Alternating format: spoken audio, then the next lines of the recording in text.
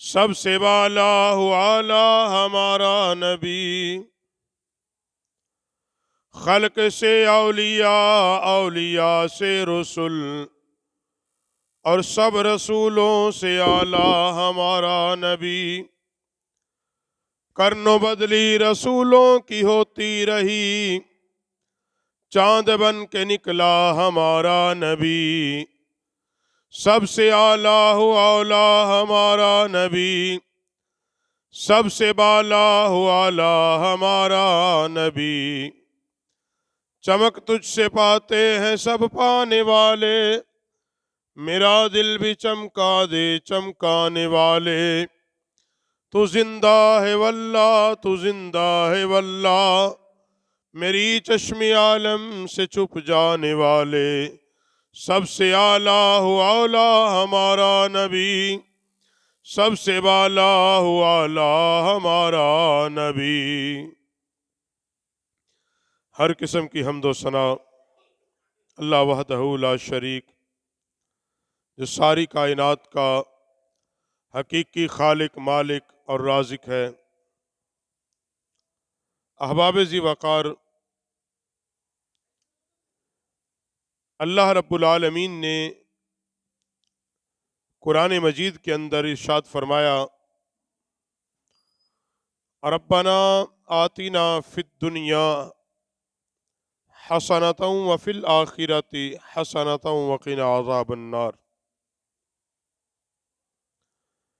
کہ بندہ مومن جب اللہ کے حضور دعا مانگتا ہے، وہ صرف دنیا کو طلب نہیں کرتا، وہ اللہ کے حضور آخرت بھی مانگتا ہے۔ اس لیے فرمایا کہ جب دعا مانگو تو یوں کہو، ربنا آتنا، اے ہمارے رب تو ہمیں عطا فرما دے، فی الدنیا حسنہ، خوبصورت دنیا، وفی الآخرۃ حسنہ، اور خوبصورت آخرت۔ ایک بات یاد رکھو، معافی دنیا اور دولت دنیا بری نہیں ہے، اگر اس کے کمانے کا مقصد خالصتاً اللہ کی رضا، رزق حلال کا حصول، دین اسلام کی ترویج، تو وہ معافی دنیا یا دولت دنیا پھر بری نہیں ہوگی۔ لیکن نبی کریم صلی اللہ علیہ وسلم اس کے باوجود صحابہ اکرام علیہم رضوان کو اس بات کی تلقین کرتے، وہ یہ تھا کہ حضور علیہ السلام ہمیشہ تلقین کرتے کہ دنیا میں دل نہیں لگانا، اس دنیا کی محبت کو دل میں جگہ نہیں دینی۔ اگر دولت دنیا بھی صحابہ نے کمایا ہے تو وہ فقط اسلام کی ترقی اور اسلام کی اشاعت کے لیے۔ اللہ رب العالمین انسان کو سب سے بڑی نعمت عطا کرتا ہے صحت اور تندرستی، اور اس کے بعد صحت اور تندرستی کے بعد اس کے پاس ہوتا ہے فارغ وقت۔ اگر وہ فارغ وقت وہ انسان صرف کر دے اللہ کے ذکر میں، آخرت کی یاد میں، نبی کریم صلی اللہ علیہ وسلم پر درود و سلام پڑھنے میں، تو وہ جو فارغ وقت اسے ملا اس کو اللہ رسول کے ذکر میں اس نے صرف کیا، اس کا ایک ایک لمحہ اللہ کی عبادت میں گزار دیا، تو یاد رکھو یہ اس بندے کے لیے ایک بہت بڑی نعمت ہے۔ اور خود نبی کریم صلی اللہ علیہ وسلم نے فرمایا، بخاری شریف کے حدیث سے حضور علیہ السلام نے فرمایا کہ بندے کے پاس دو نعمتیں ہیں جو اللہ عطا فرماتا ہے، اور فرمایا وہ دو نعمتیں مل جائیں پھر بھی کچھ لوگ گھاٹے کا سودا کرتے ہیں۔ ان میں سے ایک نعمت حضور نے فرمایا تندرستی، صحت بھی ہو، تندرستی بھی ہو، پھر اللہ کی عبادت نہ کرے تو گویا کہ گھاٹے کا سودا کیا ہے، نقصان کا سودا کیا۔ اور ایک فرمایا فراغت، وقت بھی ہو، انسان کے پاس وقت بھی ہو نیکیاں کرنے کا، اس کے باوجود وہ نیکیاں نہ کرے تو گویا کہ اس نے گھاٹے کا سودا کیا۔ دولت دنیا کی حقیقت بس کتنی ہے یاد رکھو، اللہ کی بارگاہ میں، اللہ کی بارگاہ میں دنیا اور دولت دنیا ایک مچھر سے بھی کم تر حقیقت رکھتی ہے۔ اس لیے قرآن پاک نے بار بار کیا کہا کہ دنیا اور اس کے اندر جو کچھ ہے یہ بہت قلیل ہے، بہت تھوڑی ہے۔ وہ دولت دنیا ہو، وہ زندگی دنیا ہو، وہ تھوڑی ہے، ایک نہ ایک دن ختم ہو جائے گی۔ مگر آخرت کی نعمتیں لامحدود ہیں، ختم نہیں ہوں گی۔ آخرت کی زندگی ختم نہیں ہوگی۔ اور دنیا آخرت کے مقابلے میں کتنی اہمیت اور حیثیت ہے، خود نبی کریم صلی اللہ علیہ وسلم نے صحابہ سے خطاب فرمایا، میرے صحابہ آخرت کے مقابلے میں دنیا کی اہمیت کیا ہے؟ فرمایا حضور نے کہ کوئی آدمی سمندر میں اپنی انگلی کو ڈالے اور اس انگلی پہ پانی جو لگے، سمندر میں سے اس انگلی پہ جتنا پانی لگے، فرمایا آخرت کے مقابلے میں دنیا کی اتنی ہی اہمیت ہے۔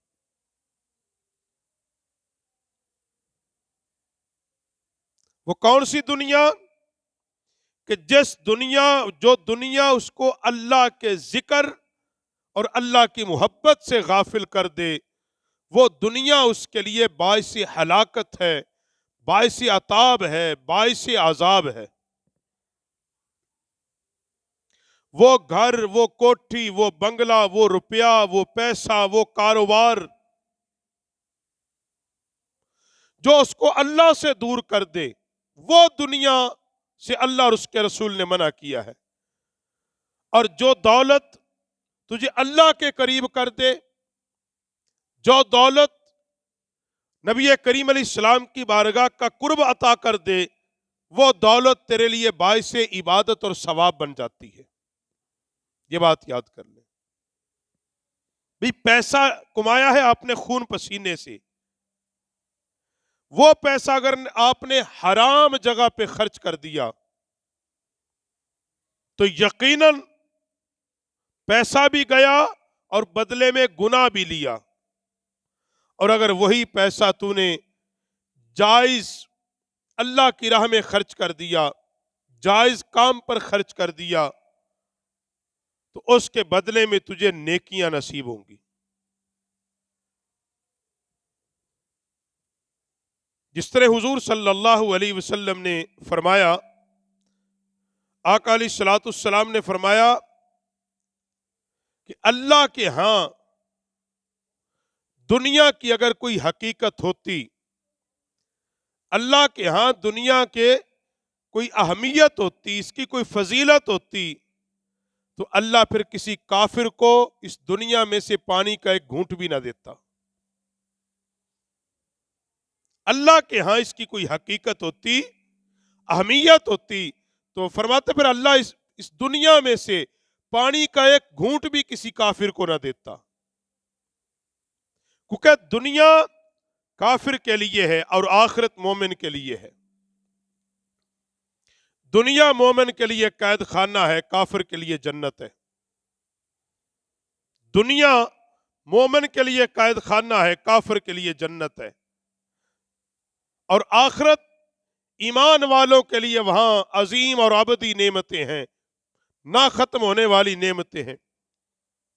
اس لیے کافر موت سے ڈرتا ہے کہ اس کو کسی نہ کسی درجے پہ اس بات کا یقین ہے کہ مرنے کے بعد میرے لیے سختیاں ہیں، عذاب الہی ہے، وہاں کوئی نرمی کی گنجائش نہیں ہے۔ مگر جو صاحب ایمان ہے وہ موت کو طلب کرتا ہے، موت کو چاہتا ہے، کہ اسے اس بات کا یقین ہے کہ مرنے کے بعد بالآخر اللہ مجھے اپنی عظیم نعمتیں عطا فرما دے گا۔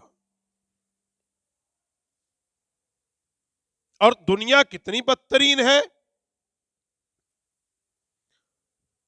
حضرت جابر پاک فرماتے کہ ہم نبی کریم صلی اللہ علیہ وسلم کے ساتھ تھے، جا رہے تھے، راستے میں بھیڑ کا ایک مرا ہوا بچہ پڑا تھا، بھیڑ کا مرا ہوا بچہ۔ آقا علیہ الصلوۃ والسلام نے فرمایا میرے صحابہ تم میں سے کوئی چاہے گا کہ 2 دینار کے بدلے اس کو خرید لے، مرے ہوئے بھیڑ کے بچے کو؟ اس کو کوئی خریدنا چاہتا ہے 2 دینار کے بدلے؟ صحابہ نے عرض کی یا رسول اللہ ہم تو کسی قیمت کے بدلے بھی نہیں خریدنا چاہتے، 2 دینار تو بڑی قیمت، ہم کسی بھی قیمت کے بدلے نہیں اس کو خریدنا چاہتے۔ کیوں؟ آقا یہ مردار ہے، یہ کسی کام کا نہیں ہے، کوئی فائدہ نہیں ہے اس کا۔ میرے نبی نے فرمایا پھر اللہ کے ہاں دنیا بھی اتنی ہی ذلیل ہے جتنی ذلیل یہ مردار تمہارے نزدیک ہے۔ یہ مرا ہوا بھیڑ کا بچہ تمہارے نزدیک جتنا ذلیل ہے، اللہ کے ہاں یہ دنیا بھی اتنی ہی ذلیل ہے۔ یعنی صحابہ کو اس بات کی تلقین کی، ترغیب دی کہ دنیا جی لگانے کی جگہ نہیں ہے، دنیا ہمیشہ رہنے کی جگہ نہیں ہے، بالآخر اس دنیا کو چھوڑ کے چلے جانا ہے۔ نبی پاک صلی اللہ علیہ وسلم نے فرمایا جب بندہ فوت ہوتا ہے اس کے ساتھ 3 چیزیں جاتی ہیں۔ حضور فرماتے ہیں جب اس کی میت گھر سے چلتی ہے 3 چیزیں اس کے ساتھ چلتی ہیں۔ میرے آقا علیہ السلام نے فرمایا ایک اس کے اعمال ہوتے ہیں، دوسرے اس کے رشتہ دار ہوتے ہیں، تیسری اس کی جائیداد ہوتی ہے۔ بھئی میت کو اٹھا کے اس کے رشتہ دار لے جاتے ہیں، وہ ساتھ جاتے ہیں قبر تک، وہ ساری ساتھ ہوتے ہیں۔ وہ جو اس نے زندگی بھر دولت کمائی ہوتی ہے وہ کسی بھی شکل و صورت میں ہو وہ بھی ہوتی ہے، مگر آقا علیہ السلام نے فرمایا اس کو جب دفن کر دیا جاتا ہے ایک چیز اس کے ساتھ ہوتی ہے، 2 واپس پلٹاتے ہیں۔ وہ ایک چیز کیا؟ اللہ کے نبی نے فرمایا وہ اس کے اعمال ہوتے ہیں، اس کے رشتہ دار بھی واپس آ جاتے ہیں، اس کی دولت بھی واپس آتی ہے، مگر اس کے ساتھ جو قبر میں جائے گا وہ اس کے اعمال ہوں گے، اچھے اعمال ہوں گے، نیک اعمال ہوں گے۔ اس لیے پیغمبر علیہ الصلوۃ والسلام نے فرمایا کہ موت سے پہلے نیک اعمال کر لو، اس وقت سے پہلے اعمال صالح کر لو کہ جب اللہ کا حکم آ جائے گا، اللہ کا امر آ جائے گا اور پھر تمہیں کوئی بچا نہیں سکے گا۔ اسی لیے تو فرمایا تندرستی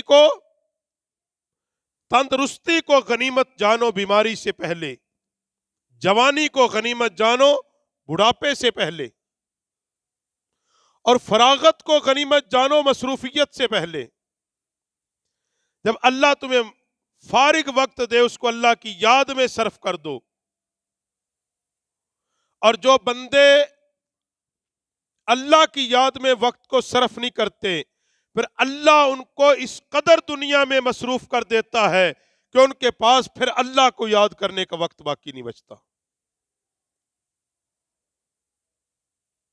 اس لیے نبی کریم صلی اللہ علیہ وسلم نے جس بات کا خدشہ ظاہر کیا حضور علیہ السلام نے آخری عمر میں، آقا علیہ السلام نے فرمایا مجھے اس بات کا کوئی ڈر نہیں کہ میری امت میں شرک ہوگا، فرمایا اس بات کا مجھے کوئی ڈر نہیں۔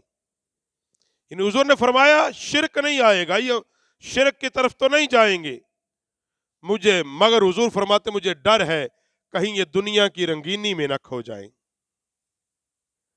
میرے بعد ان پہ دنیا کھول دی جائے گی، دولت دنیا کھول دی جائے گی، پیسے کا لالچ، روپے کا لالچ، درم و دینار کا لالچ، سونے اور چاندی کا لالچ، دنیا کی خوبصورتی، کہیں یہ اس میں نہ چلے جائیں اور کہیں ایسا نہ ہو کہ یہ پھر دنیا کی رنگینی میں گم ہو کر آخرت کو بھول جائیں، اللہ کو بھول جائیں۔ نبی علیہ السلام اس بات کو بار بار فرمایا کہ میرے بعد کہیں تم دنیا میں غرق نہ ہو جانا میرے صحابہ، اے میری امت کے لوگوں، کہیں دنیا کی محبت میں اللہ کو نہ چھوڑ دینا، اللہ کے ذکر کو نہ چھوڑ دینا۔ ایک مقام پہ آقا علیہ الصلوۃ والسلام نے فرمایا کہ جب اللہ کسی بندے سے ناراض ہوتا ہے، اس کو وافر دولت اور پھر اس دولت کو گارے اور پانی کے سپرد کر دیتا ہے۔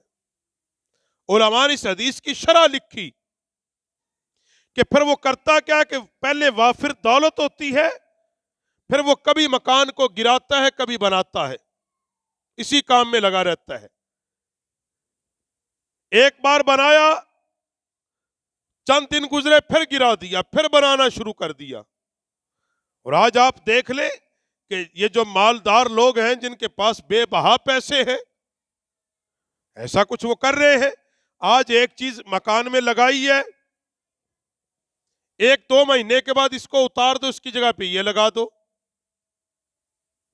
آج یہ چیز لگی، اس کو اتار دو، اس کی جگہ یہ لگا دو۔